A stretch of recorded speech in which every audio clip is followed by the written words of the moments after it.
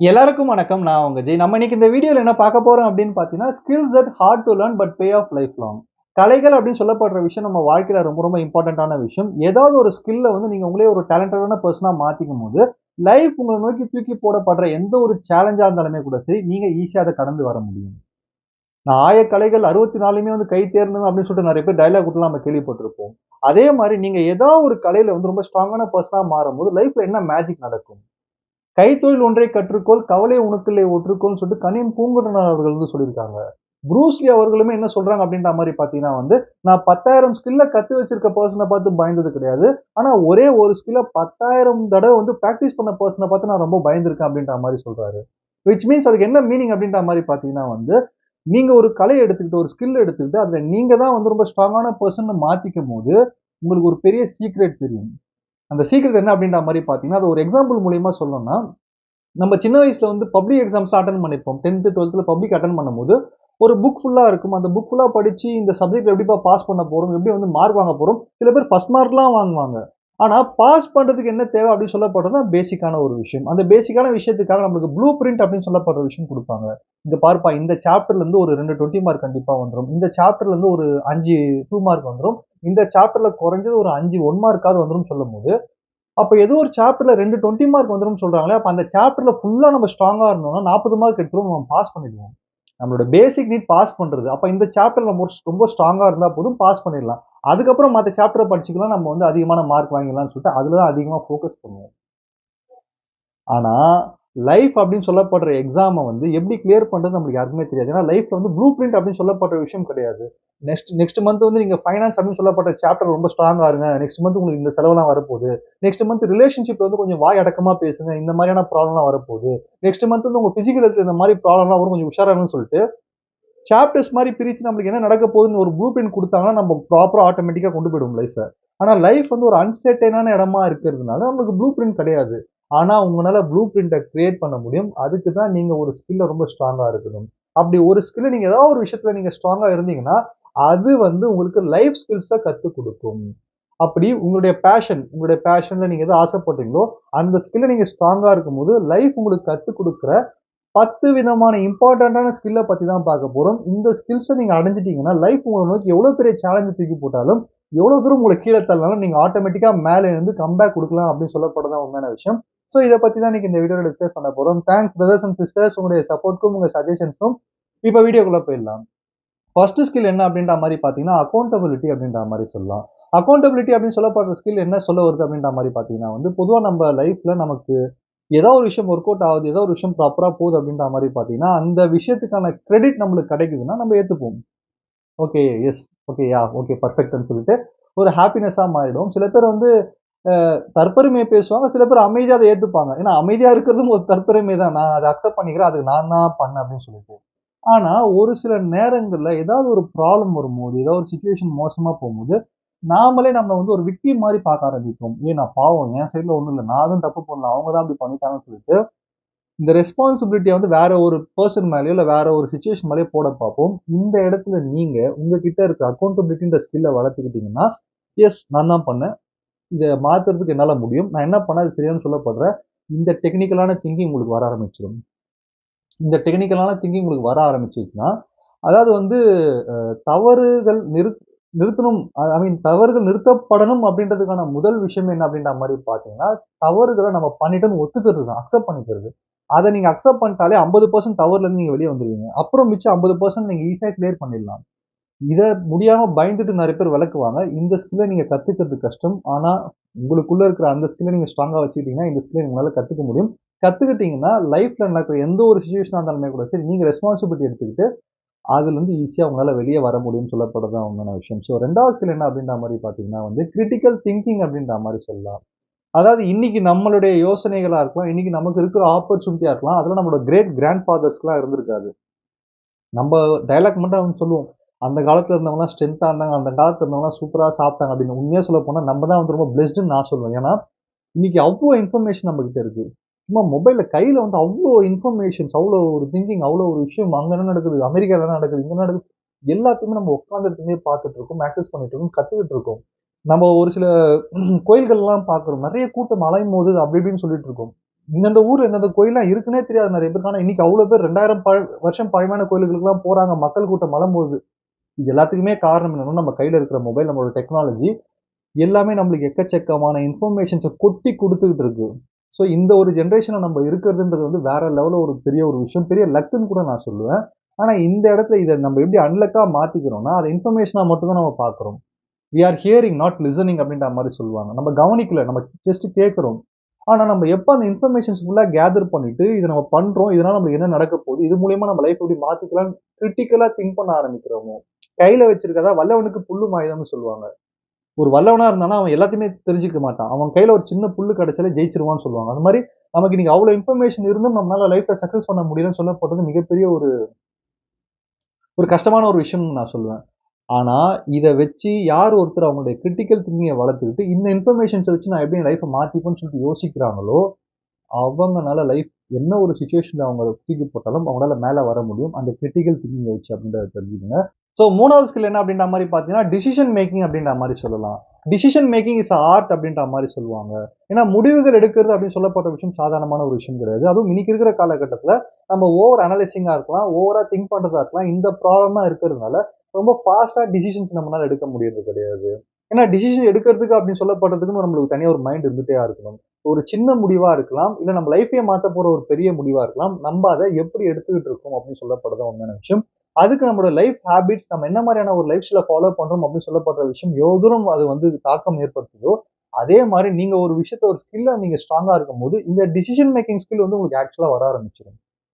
அந்த மாரி முடிவுகள் எடுக்கிற திறமை வர ஆரம்பிக்கும்போது, சுத்தி இருக்கிற பீப்பிள் ஆட்டோமேட்டிக்கா உங்கள நம்ப ஆரம்பிச்சுருவாங்க. நீங்க எடுக்கிற முடிவுகள் வந்து வேற லெவல்ல வந்து ஒரு ரிசல்ட்ஸ குடுக்க ஆரம்பிச்சுரும். ஏன்னா நம்ம ஏதோ ஒரு தப்பு பண்ணியிருப்போம். அந்த தப்ப மைண்ட்ல வச்சுட்டு நான் அந்த டிசிஷன்ஸ் அடுத்தடுத்து வர டிசிஷன்ஸ் தப்பா எடுக்க போறோமோன்னு பயந்துட்டு எடுத்தோம்னா, நம்மளால எதுவுமே செய்ய முடியாது. ஆனா இந்த இடத்துல தைரியமா நீங்க ஒரு சில முடிவுகள் எடுக்கும்போது, அந்த ஸ்கில்ல நீங்க வளர்த்துக்கும்போது, ஆட்டோமேட்டிக்கா உங்களோட லைஃப் உங்கள நோக்கி என்ன சேலஞ்ச தூக்கி போட்டாலுமே கூட சரி, நீங்க வேற லெவல்ல வந்து குரோத் ஆயி வருவீங்க அப்படின்னு சொல்லப்படுறது தான் உண்மையான விஷயம். ஸோ 4வது விஷயம் 4வது ஸ்கில் என்ன அப்படின்ற மாரி பார்த்தீங்கன்னா, ரிசர்ச் அப்படின்ற மாரி சொல்லலாம். ரிசர்ச் அப்படின்னு சொல்லப்படுது என்ன அப்படின்ற மாரி பார்த்தீங்கன்னா, ஒரு ஆராய்ச்சி செய்றது அப்படின்றது நம்ம எல்லாருக்குமே தெரியும். ஆனா, இன்னைக்கு இருக்கிற காலகட்டமா இருந்தாலுமே சரி, எப்ப இருந்த காலகட்டமா இருந்தாலுமே கூட சரி, யாருக்குமே எல்லாமே தெரியாது. எல்லாருக்குமே எல்லாமே தெரியாது. அதே சமயத்துல நீங்க ஏதாவது ஒரு விஷயம் நமக்கு எல்லாமே தெரிஞ்சிருக்குன்னு நெனச்சாலுமே, ஏதாவது சின்ன விஷயமா அத நம்ம மிஸ் பண்ணுவோம். ஓகே இது நம்மளுக்கு தெரியலப்பா இந்த நம்ம 100% ஒரு விஷயம் தெரிஞ்சிருக்குன்னு நெனைக்கிறோம். ஆனா, இந்த விஷயத்த நம்ம மிஸ் பண்ணிட்டோமேன்னு நெனைப்போம். அப்போ இந்த இடத்துல நீங்க கரெக்ட்டா உங்களுக்கு என்ன வேணும்னு சொல்லப்படுற விஷயத்த நீங்க ஃபைண்ட் பண்ணிட்டு, அத எப்படி நீங்க அடையலாம் அப்படின்னு சொல்லப்படுற விஷயத்த தெளிவா புரிஞ்சுக்கிட்டீங்க அப்படின்ற மாரி பார்த்தீங்கன்னா, தெளிவா ஒத்துக்கிட்டீங்க அப்படின்ற மாரி பார்த்தீங்கன்னா, அதுதான் ரிசர்ச். இத நீங்க கண்டுபிடிச்சிட்டீங்கன்னா, ஆட்டோமேட்டிக்கா உங்க லைஃப்ல இருக்கிற எந்த விஷயமா இருந்தாலுமே கூட சரி, உங்களுக்கான சொல்யூஷன்ஸ வந்து நீங்க தேடி போனா, அதுவே அதுவே வந்து காட்ட ஆரம்பிச்சுரும். உங்க வாழ்க்கையே உங்களுக்கு காட்ட ஆரம்பிச்சுரும். நீங்க இப்படிதான் போணும். இந்த மாரி தான் செய்யணும்னு சொல்லப்படுற விஷயத்த. ஸோ இந்த அனாலிசிஸ் அதாவது ஒத்துக்கிற ஒரு குணம். எனக்கு வந்து இவ்வளோ விஷயம் தெரிஞ்சாலும், அதுல இது எனக்கு தெரியல அப்படின்னு சொல்லப்படுற விஷயத்த ஒத்துக்கும்போது தான், அத நீங்க தெரிஞ்சுக்க முடியும் அப்படின்றத நான் சொல்றேன். ஸோ அது தெரிஞ்சுக்கிட்டீங்கன்னா, ரிசர்ச் அப்படின்னு சொல்லப்படுற இந்த குவாலிட்டியும் உங்களுக்கு வர ஆரம்பிச்சுரும். இந்த ஸ்கில்ல நீங்க வளர்த்துக்கிட்டாலுமே ஆட்டோமேட்டிக்கா நீங்க லைஃப்ப வந்து ஃப்ரீயா எடுத்துட்டு போலாம் அப்படின்றது தான் உண்மையான விஷயம். ஸோ 5வது ஸ்கில் என்ன அப்படின்ற மாரி பார்த்தீங்கன்னா, ரைட்டிங் ப்ரொஃபஷனலி அப்படின்ற மாரி சொல்லலாம். எழுதுறதுன்னு ஒரு விஷயம் இருக்கு. ப்ரொஃபஷனலா எழுதுறதுன்னு ஒரு விஷயம் இருக்கு. பொதுவா நம்ம எழுதுறது எதுக்காக யூஸ் பண்ணுவோம்னா, ஒரு லெட்டர் போஸ்ட் பண்றதுக்கு, இல்ல ஏதாவது ஒரு விஷயம் அ செக் பண்ணி வாங்குறதுக்கு, இல்ல நெறைய இமெயில் போடுறதுக்கு, இமெயில்ஸ் செக் பண்றதுக்கு, இந்த மாரியான விஷயங்கள வந்து நம்ம வந்து நெறைய வார்த்தைகள பயன்படுத்துவோம். ரெஸ்பெக்ட்டா ஒரு விஷயத்த எழுதுவோம். ரெஸ்பெக்ட்டா ஒரு விஷயத்த வந்து நம்மளுக்கு ஒருத்தர் எழுதணும்னு நெனைப்போம். ஆனா, இந்த ரைட்டிங் ப்ரொஃபஷனலி அப்படின்னு சொல்லப்படுற விஷயத்த வந்து தனிப்பட்ட முறையில நீங்க உங்களோட தாட்ஸ் அண்ட் ஃபீலிங்ஸ் எழுதும்போதும், அதுல ஒரு ரெஸ்பெக்ட்டா ஒரு சில விஷயங்கள ஃபாலோ பண்ணீங்கன்னா, என்ன மேஜிக் நடக்கும்னா, உங்களுடைய ஃபீலிங்ஸ் உங்களுக்கு கிளியரா தெரியறதோட மட்டும் இல்லாம, அது மூலியமா மத்தவங்க என்ன மாரியான ஒரு பெனிஃபிட்ஸ் எடுத்துக்கிறாங்க, என்ன மாரியான ஒரு விஷயத்த அடையறாங்க, நம்மள மத்தவங்க எப்படி ரெஸ்பெக்ட் பண்றாங்கன்னு சொல்லப்படுற அந்த கிளாரிட்டி உங்களுக்கு கிடைக்க ஆரம்பிச்சுரும். அப்போ உங்கள நோக்கி நீங்க சுத்தி வச்சுட்டு இருக்க ரிலேஷன்ஷிப்ல இருக்கிற ப்ராப்ளத்த நீங்க ஈஸியா கிளியர் பண்ணவும் முடியும். லைஃப் உங்கள நோக்கி தூக்கி போடுற எந்த சேலஞ்சா இருந்தாலும் ஈஸியா நீங்க வெளிய வர முடியும் அப்படின்னு சொல்லப்படுறது தான் உண்மையான விஷயம். ஸோ 6வது விஷயம் என்ன அப்படின்ற மாரி பார்த்தீங்கன்னா, 6வது ஸ்கில் என்ன அப்படின்ற மாரி பார்த்தீங்கன்னா, கன்சிஸ்டன்சி அப்படின்ற மாரி சொல்லலாம். இந்த ஸ்கில் தான் ரொம்ப ரொம்ப இம்பார்ட்டன்ட் அப்படின்ற மாரி சொல்லுவேன். என்ன காரணம்னா, ஒரு ஒரு பாறை இருக்குன்னு வச்சுக்கோங்களேன். அந்த பாறை மேல வந்து ஒரு ஒரு ட்ராப்பா தண்ணி சொட்டிக்கிட்டே இருக்குன்னா, அந்த சொட்டுற டிராப் வந்து தொடர்ந்து சொட்டிக்கிட்டே இருக்கு. பல லட்சம் தடவை சொட்டிட்டே இருக்கு. பல கோடி தடவ சொட்டிட்டே இருக்குன்னா, அந்த பாறையே பிளந்துரும் அப்படின்ற மாரி சொல்லுவாங்க. அப்ப அந்த தண்ணிக்கே அந்த ஒரு டிராப் தண்ணியே வந்து தொடர்ந்து சொட்டிக்கிட்டே இருக்குதுன்னா, அந்த பாறைய பொளக்கிறதுக்கான அந்த ஒரு பலமே அந்த தண்ணி கிட்ட இருக்குன்ற மாரி சொல்லுவாங்க. அந்த ஒரு டிராப் தண்ணிக்கே. அப்போ அதே மாரி நம்ம ஒரு விஷயத்த தொடர்ந்து செய்ய அதுல நம்ம வந்து எக்ஸ்பெர்ட்டா மாறி நம்ம பாறைய கூட பிரேக் பண்ண முடியும் அப்படின்னு சொல்லப்படுறது தான் உண்மையான விஷயம். ஆனா நம்மள நெறைய பேர் என்ன யோசிப்போம் அப்படின்ற மாரி பார்த்தீங்கன்னா, ஒரு கோல செட் பண்ணிட்டு, அந்த கோல வந்து நம்ம அச்சீவ் பண்ணிட்டோம்னா, அ அவ்வளோதான் முடிஞ்சிருச்சுன்னு நெனச்சு உட்காந்துருவோம். ஆனா லைஃப்ல நம்ம லாஸ்ட் பிரெத் வரைக்கும் இந்த கோல்ஸ் நம்ம செட் பண்ணிட்டே இருக்கணும்னு சொல்லப்படுறது தான் உண்மையான விஷயம். ஏன்னா அப்பதான் கன்சிஸ்டன்சியா நீங்க ஃப்ரெஷ்ஷாவும், யங்காவும், ஹேப்பியாவும் இருக்க முடியும்னு சொல்லப்படுறது தான் உண்மையான விஷயம். அத ப்ரூவ் பண்ற மாரி நெறைய மனிதர்கள் நம்ம உலகத்துல வாழ்ந்துட்டு போயிருக்காங்க. ஸோ, நம்மளுடைய கன்சிஸ்டன்சி அப்படின்னு சொல்லப்படுற விஷயம் ஒரு கோல் அடைஞ்ச உடனே முடியறது கிடையாது. லைஃப் லாங் இருக்கணும் அப்படின்னு சொல்லப்படுற ஸ்கில்ல நீங்க கத்துக்கிட்டீங்கன்னா, நீங்க ஹேப்பியான பெர்சனாவும் மாற முடியும்னு சொல்லப்படுறது தான் உண்மையான விஷயம். ஸோ 7வது ஸ்கில் என்ன அப்படின்ற மாரி பார்த்தீங்கன்னா, clearly communicate what you want அப்படின்றது தான் உண்மையான விஷயம். உங்க பேரண்ட்ஸா இருக்கலாம், உங்களோட ரிலேஷன்ஷிப்ல இருக்கிற சோல்மேட்டா இருக்கலாம், உங்க ஆஃபீஸ் கொலீக்ஸா இருக்கலாம், ஃப்ரெண்ட்ஸா இருக்கலாம். நீங்க என்ன நெனைக்கிறீங்க அப்படின்னு சொல்லப்படுற தாட்ட வந்து மத்தவங்க புரிஞ்சுக்கணும்னு நெனைக்கிறது மிகப்பெரிய ஒரு முட்டாள்தனம். ஆனா அதே சமயத்துல நீங்க என்ன நெனைக்கிறீங்கன்றத தெளிவா சொல்லணும். தெளிவா வந்து மத்தவங்களுக்கு எக்ஸ்பிளைன் பண்ற அந்த ஸ்கில் உங்ககிட்ட இருந்ததுன்னா, உங்களுக்கு வந்து தேவைகள் அப்படின்னு சொல்லப்படுற விஷயமே இருக்காது. எல்லா தேவைகளையுமே உங்களால பூர்த்தி செஞ்சுக்க முடியும். ஏன்னா இந்த உலகம் அப்படி சொல்லப்படுறது நம்மளோட ஆப்பர்ச்சுனிட்டி. நம்மள சுத்தி இருக்க மனிதர்கள் நமக்காக வந்திருக்காங்க. சுத்தி இருக்கிற ஆப்பர்ச்சுனிட்டி நம்மளுக்காக வந்திருக்கு. இந்த சூழல் நம்மளுக்காக வந்திருக்கு. இப்ப நான் உங்ககிட்ட பேசிட்டு இருக்கேன்னா, இது என்னுடைய ஆப்பர்ச்சுனிட்டி.